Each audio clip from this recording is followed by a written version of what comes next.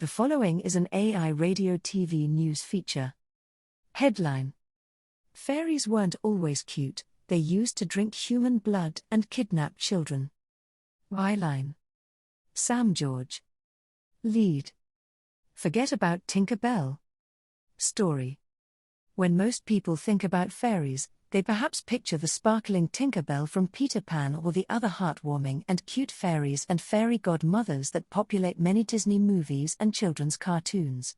But these creatures have much darker origins, and were once thought to be more like undead blood-sucking vampires.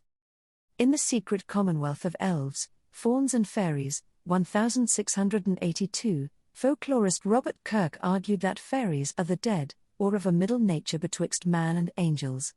This association is particularly prominent in Celtic lore. Writing in 1887, Lady Jane Wilde popularized the Irish belief that fairies are the fallen angels who were cast down by the Lord God out of heaven for their sinful pride, and the devil gives to these knowledge and power and sends them on earth where they work much evil.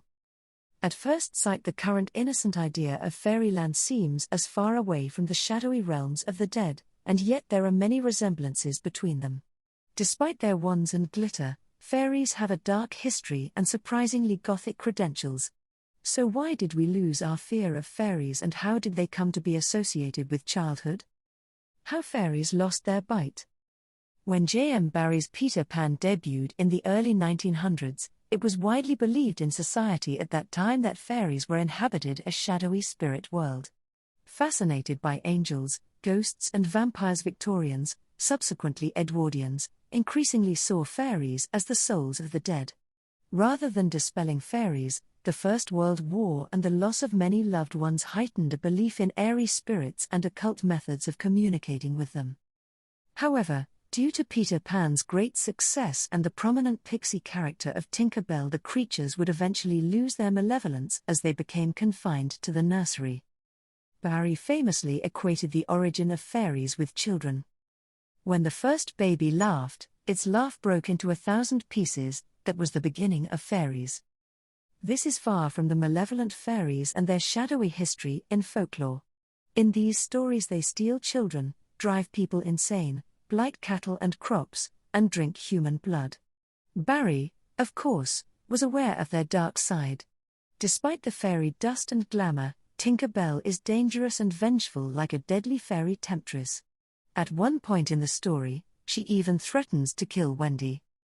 Peter Pan, or The Boy Who Would Not Grow Up, debuted on stage at Christmas in 1904. It was inspired by performing fairies in popular shows such as Seymour Hicks's Bluebell in Fairyland. Peter Pan was canonized by Disney in 1953 and the sentimental celluloid fairy was born. The cutesy and youthful fairies of contemporary children's TV are a result of this Disneyfication. Blood-hungry demons. But in folklore, fairies are often a demonic or undead force, one which humans need to seek protection against. As folklorist Catherine Briggs has noted. In her Dictionary of Fairies, she wrote, "People walking alone by night, especially through fairy-haunted places, have many ways of protecting themselves. The first might be sacred symbols, by making the sign of a cross, or by carrying a cross, particularly one made of iron, by prayers, or the chanting of hymns, by holy water, sprinkled or carried, and by carrying and strewing churchyard mold in their path. Bread and salt were also effective, and both were regarded as sacred symbols, one of life and the other of eternity. What is more, fairyland has a hunger for human blood. This links fairies to the vengeful dead and to vampires. In early accounts, vampires are defined as the bodies of the dead, animated by evil spirits, which come out of their graves in the night, suck the blood of the living and thereby destroy them, as an entry in the Oxford English Dictionary from 1734 noted. Diane Purkis's History of Fairies includes a Scottish Highland legend which warns that you must bring water into the house at night, so the fairies don't quench their thirst with your blood. Very old fairies, like vampires, were said to wrinkle and dry up without fresh blood. The Beavorn Sith are vampiric Scottish fairies. These beautiful green banshees have hooves instead of feet, they dance with and exhaust their male victims, then tear them to pieces. Like many fairies, they can be killed with iron. Derek Dew are Irish vampiric fairies or red bloodsuckers. They were thought to be influential on Sheridan Le Fanu's female vampire tale Carmilla, 1871. Halloween is supposedly a time when the veil between our world and the shadow world is extremely thin. A time when you are more likely to hear stories of encounters between humans and fairies. So if this Halloween you go seeking winged friends, a warning to the curious, they might not be as sweet as you think. Tread carefully and never enter a fairy ring.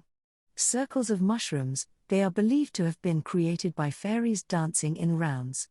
According to folklore, if you do happen to step into such a circle of mushrooms, you may become invisible and be made to dance around until you die of exhaustion. So a healthy fear of fairies is always wise. For more news from AI Radio TV News, visit airadiotvnews.ca.